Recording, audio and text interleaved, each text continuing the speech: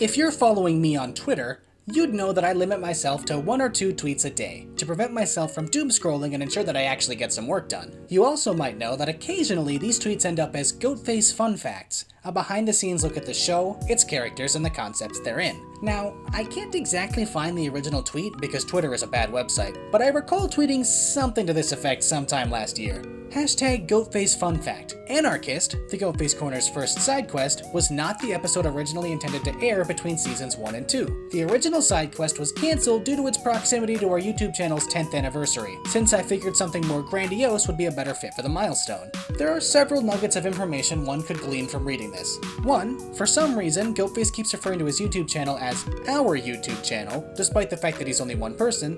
And 2. The Goatface Corner has a lost episode somewhere in the bowels of my computer's hard drive, and that's what we're here to talk about today.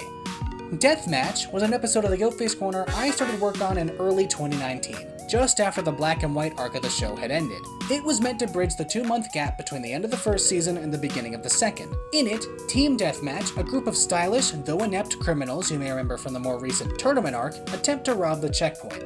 Unfortunately for them, Goatface and friends happen to be celebrating Hem's birthday in the very same checkpoint, and of course, they fight.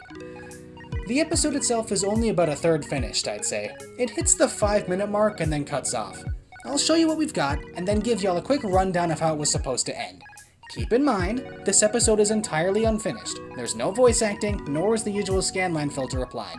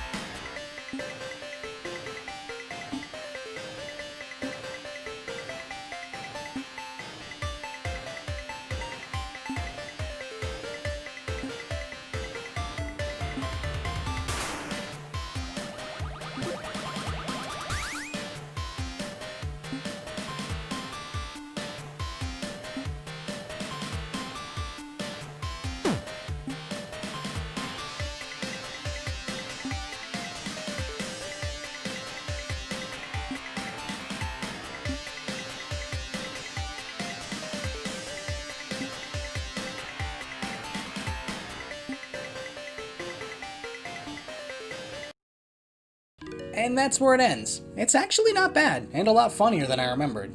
After this, the fight winds down and Team Deathmatch actually manages to escape with the checkpoint's money by blowing the front door clean off its hinges. Goatface and Neojock step out into the wreckage as the smoke clears and find themselves surrounded by moderators, helmed by Officer Steven of the Spin City Police. They are promptly arrested. While in a holding cell, the two of them attempt to convince Officer Steven of the truth, but he doesn't buy it. After a brief back and forth, Orphicer brings in Goatface's friends who immediately vouch for him. Oh, right, witnesses! I knew I was forgetting something. You're free to go.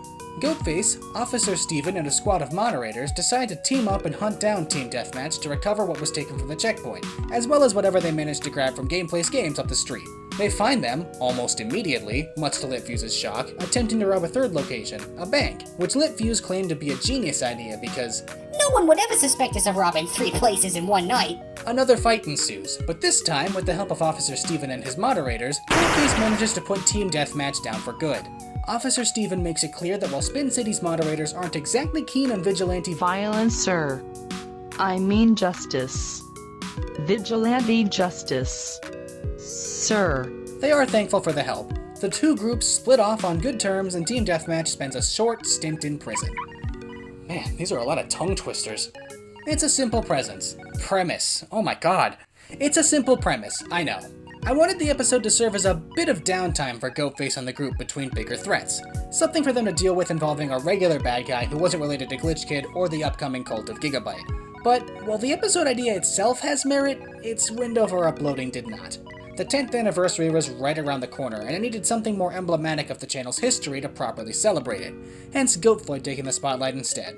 I briefly considered making this the side quest between seasons 2 and 3, but I'd already teased what I originally planned, so it was scrapped in favor of Tournament Arc, which features Steven and Team Deathmatch anyway, so no biggie. But yeah, that's the Goatface Corner's lost episode. Follow me on Twitter so you too can read interesting Goatface fun facts about stuff like this, or how Neojock's eyes work, or other surely riveting stuff. See ya!